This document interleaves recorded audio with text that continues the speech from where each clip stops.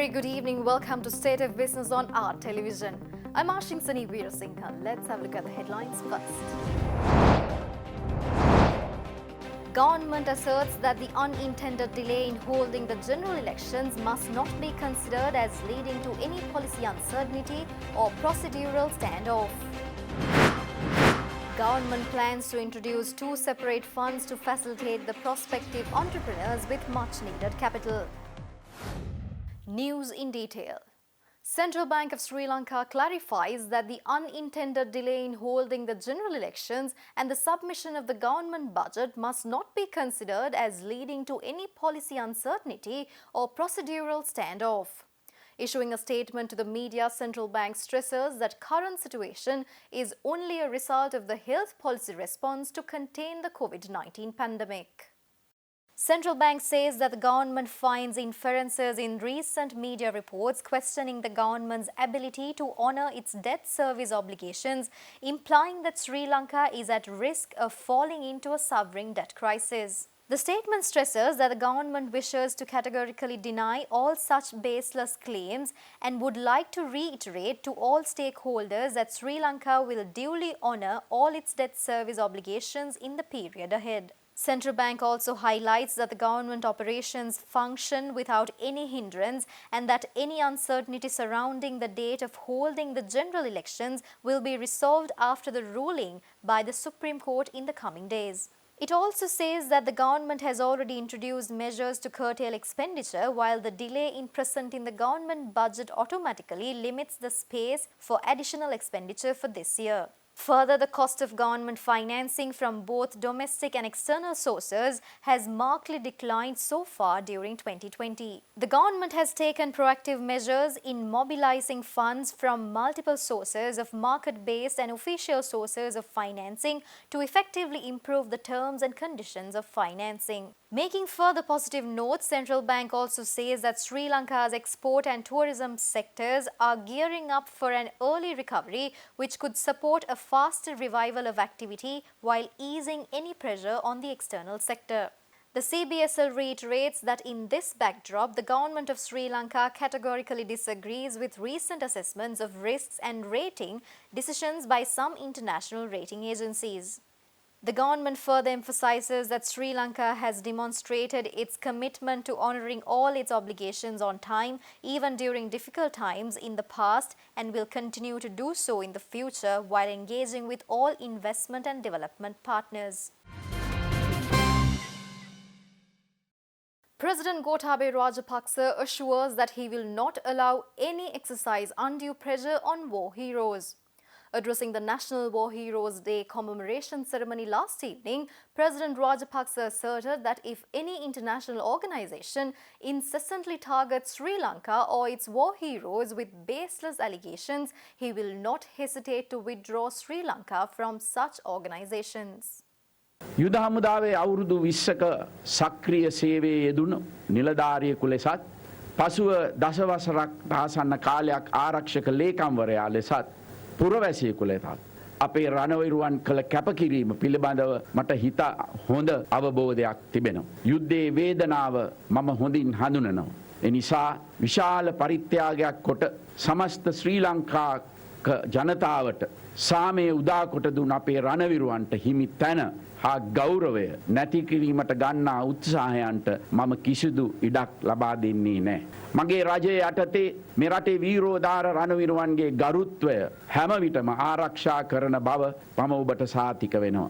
ඔවුන්ගේ අයිතිවාසිකම් හැම විටම සුරැකීමේ ජාතික වගකීමක්. ලෝකේ බලවත්යයි හඳුන්වන රටවල් වල නායකින් පවා පැහැදිලිවම තමන්ගේ රටේ රණවිරුවන්ට විරුද්ධව කිසිදු ක්‍රියාමාර්ගයක් ගැනීමට ඉඩ ලබා නොදෙන බව ප්‍රකාශ කරන තිබෙන අවස්ථාවක අපි වගේ කුඩා රටක මේ තරම් කැපවීමක් කළ රණවිරුවන් අනවශ්‍ය පරිදි පීඩනයකට පත් කරන්නට මා කිසිවිටක ඉඩ දෙන්නේ නැහැ. ඒ අනුව අපේ රටට අසාධාරණයක් වන ආකාරයට යම්කිසි ජාත්‍යන්තර ආයතනයක් හෝ සංවිධානයක් දිගින් දිගටම කටයුතු කරනවා නම් එම ආයතනය හෝ සංවිධානවල සමාජිකත්වයෙන් ශ්‍රී ලංකාව ඉවත් කර ගැනීමට මා කිසිවිටකත් පසුබට වන්නේ නැහැ. The European Union has decided to grant 3.5 million euros to uplift the tourism industry in Sri Lanka, which has been hit by the COVID-19 pandemic. Accordingly, European Union Ambassador to Sri Lanka, Dennis Chaibi, has requested the Tourism Development Authority to provide relevant proposals to the EU. The request was made during a meeting held between the European Union Ambassador and the Minister of Industrial Export, Investment Promotion, Tourism and Aviation, Prasanna Ranatunga, yesterday. The ambassador stated that the decision was made to support government's initiative to lift tourism in the country, which has been devastated by the corona pandemic. Tourist arrivals to Sri Lanka fell to 71,370 during the month of March, according to the Sri Lanka Tourism Development Authority, and 60% of tourists had arrived from European countries. Addressing the gathering, Minister Prasanna Ranatunga stressed that the government's objective is to increase the annual tourist arrivals to 7 million by 2025 and to generate $10 billion annually in foreign exchange. Stay tuned for more news after this short break.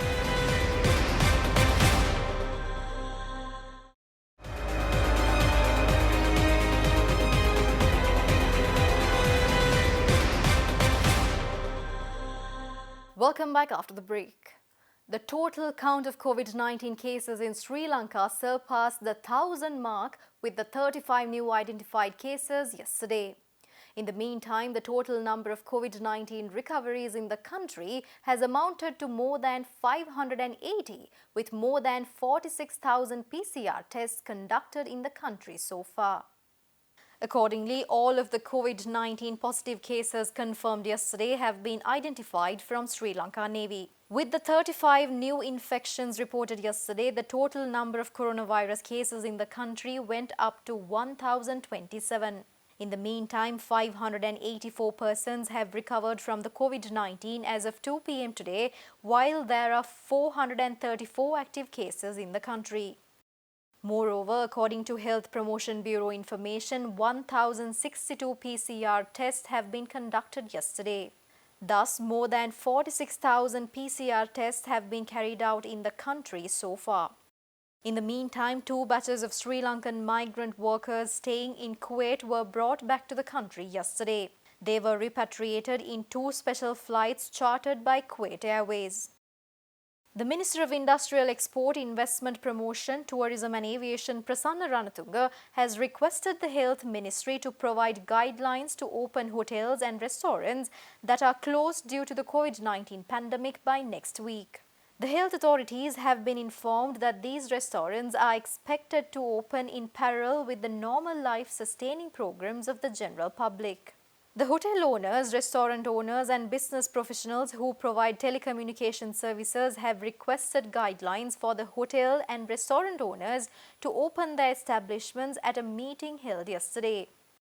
Meanwhile, addressing the media, Army Commander Lieutenant General Shavendra Silva said that 232 individuals who underwent the mandatory quarantine period left for their homes today, and another 3,519 persons are still under the quarantine process at 37 centres. Army Commander also added that 271 Navy personnel out of 578 who were contracted with coronavirus have been discharged after confirming the total recovery. Minister of Small and Medium Scale Enterprise Development, Industry and Supply Management, Wimal Weerawansa, says that a new budget due soon will highly facilitate the entrepreneurs in the country to go ahead with their innovative business plans. Minister Weerawansa also revealed that 2 separate funds will be set up for the benefit of the entrepreneurs to eradicate difficulties in obtaining loans. ලංකාවේ බැංකු අධික ලෙස ලාභ ලබන ආයතන. ඒගොල්ලෝ විතරක් අධික ලෙස ලාභ ලබනවා පෞද්ගලික අංශයේ අනිත් ආයතන තියෙන්නේ බැංකු ටික පොහොසත් කරන්න. අපේ රටේ බැංකු හැදිලා තින්නේ ව්‍යවසායකයව නැගිට්ටුවීමේ පරමාර්ථයෙන් නෙවෙයි ව්‍යවසායකයාගෙන් පුළුවන් තරම් හම්බ කරලා ඒගොල්ලෝගේ ලාභ රේට්ටුව වැඩි කරලා ඒකේ වරප්‍රසාද බැංකු සේවය කරන කට්ටිය අතර බෙදා හදා ගැනීමේ ක්‍රමයක් තමයි මේ රටේ බැංකුවල තියෙන්නේ. ඉතින් මේ ක්‍රමයේ වෙනස් කිරීම අත්‍යවශ්‍යයි ඔයා ඔය කියන විදිහේ තත්ත්වයක් ඇති කරන්න. ඔයා අඩු පොලී ණය සාමාන්‍යයෙන් බැංකුවක් දෙන්න උනන්දු වෙන්නේ නැහැ. ඒගොල්ලෝ බලන්නේ ඉහළ පොලී ණය අර ඔයා කිව්වේ මාසෙන් දෙකකින් කෙරෙනවා. ඕක ඉතින් පුළුවන් තරම් එපා කරනවා. ඒ තමයි මම මේ කියන්නේ රජයේ බැංකුත් පුද්ගලික බැංකුත් ඔක්කොගෙම හැටි. ඉතින් ඕක වෙනස් කරගන්න එකත් එච්චර පහසු නෑ. දැන් කාලයක් තිස්සේ අටුවම් බහැපු ක්‍රමයක් නේ ඕක. ඉතින් අපි බලමු කොහොම හරි කරන්න. ඕකට උත්තරයක් හැටියට ලබන අයවැයෙන් ජූනි මාසයේ අයවැයෙන් යෝජනා දෙකක් අපි කරන්න බලාපොරොත්තු වෙනවා. එකක් ඕගොල්ලෝ වගේ අයට ණයක් ගන්න ගියාම ඇපයක් පිළිබඳ ප්‍රශ්න එනවා. එහෙම නැත්නම් නවනිපැවුම් කරුවෙක් වුණත් ඇපයකට තියෙන දෙයක් නැත්නම් එයාට ගන්න බෑ. ඒකට උත්තරයක් හැටියට අපි ගැරන්ටි ෆන්ඩ් එකක් ව්‍යවසාය ඇප අරමුදලක් පිහිටුවන්න බලාපොරොත්තු වෙනවා. එතකොට මේ ගැරන්ටි ෆන්ඩ් එක බැංකුවට ඇප වෙනවා. ඒ මත විශ්වාසය තිබලා නවනිපැවුම් කරුවට ඒ ණය ගන්න පුළුවන්. ඒ අතරේ ගැරන්ටි ෆන්ඩ් එක මොනිටර් කරනවා නවනිපැවුම් කරුවාගේ ක්‍රියාකාරීත්වය. ඒ වගේම තව අපි අරමුදලක් පිහිටුවන්න නියමිතයි ව්‍යවසාය සංවර්ධන අරමුදල කියලා. මේකට මුදල් ඇමතුමා හැටියට ගරු අග්‍රාමාත්‍යතුමාත් මුදල් අමාත්‍යාංශ ලේකම්තුමාත් එකඟ වෙලා තියෙන්නේ. ඉදිරි අයවැයෙන් අපි මේ අරමුදලට මූලික ප්‍රතිපාදන වෙන් කරනවා. ඒ අරමුදලෙන් අපි බලාපොරොත්තු වෙනවා ඔබ වගේ අයට ඉතාම සුළු පොලියකට ණය මුදලක් ලබා දෙන්න යම් ග්‍රේස් පීරියඩ් එකකුත් එක්ක. President of the World Bank, David Malpass, stresses that nearly 60 million people will be pushed into extreme poverty by the coronavirus pandemic. In the meantime, the World Bank expects global economic growth to shrink by 5% this year as nations deal with the pandemic.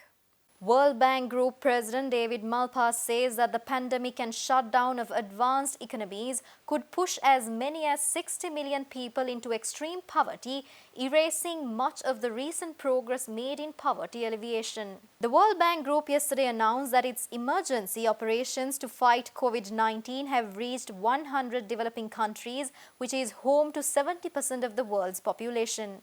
World Bank has pledged to make available $160 billion in grants and financial support over a 15-month period to help developing countries respond to the health, social and economic impacts of COVID-19 and the economic shutdown in advanced countries. Malpass further added that nations should substantially increase the transparency of all their governments' financial commitments to increase the confidence in the investment climate and encourage more beneficial debt and investment in the future. On the other hand, as per a report by the World Economic Forum, economic risks are regarded as the most challenging fallout from the pandemic, dominating companies' risk perceptions. A prolonged global recession tops the list of most feared risks, closely followed by bankruptcy, industry consolidation, failure of industries to recover, and a disruption of supply chains. The World Economic Forum further says. Stay tuned for stock updates after this short break.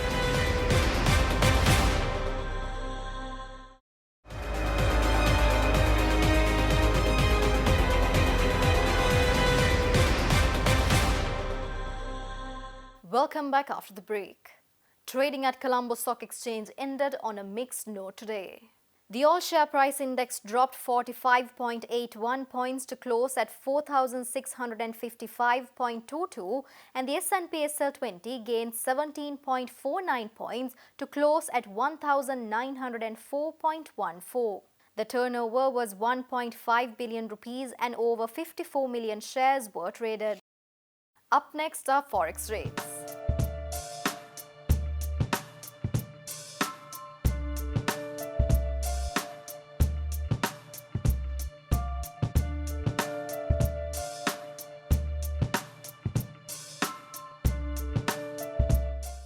And that's all the news for today. See you tomorrow with State of Business at the same time. Until then, stay safe.